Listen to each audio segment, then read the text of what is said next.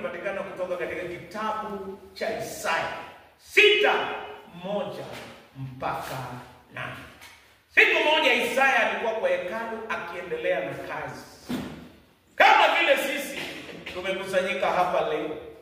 Na alipokuwa akiendelea na kazi kwa hekalu, ni mwaka ambaye mfalme Uzia alikufa. Na yeye alipokuwa kwa hekalu akiendelea na kazi kama kawaida, akasikia wito. Na hii wito ilipomjia, akaona ni Mungu aliyeinuliwa juu. Na malaika walikuwa wakiimba mtakatifu, mtakatifu, mtakatifu.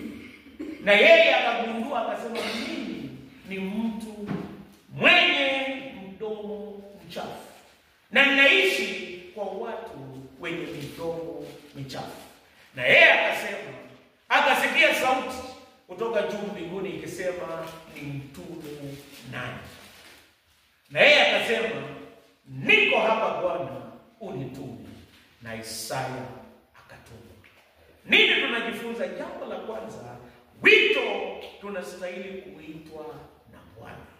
Na tunaitwa kutumika. Jambo la kwanza, ukiitwa na Bwana na unaitwa kutumika, ni lazima miungu watakufa kwanza ndio utapokea wito wa Bwana. Ni mpaka mfalme Uzia alipoondoka ndio yeye akamuona Bwana. Miungu ni chochote ambacho kinachukua nafasi ya Mungu kwa maisha yetu.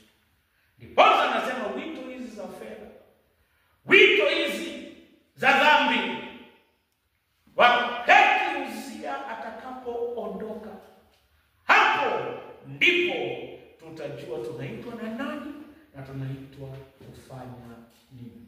Naomba kwa maisha yako angalia na kuona Uzia gani anastahili kuondoka. Na akiondoka tutasikia wito. Lakini bado kama yuko, tutaona Uzia na tutasahau kuona wito mkubwa kutoka kwa Bwana.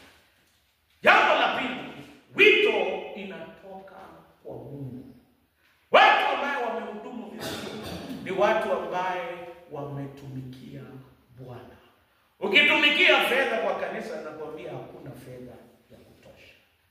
Ukitumikia watu leo watakusifu, kesho watakushtumu. Ukitumikia wanadamu saa zingine hawatakutambua. Lakini wito wetu unatoka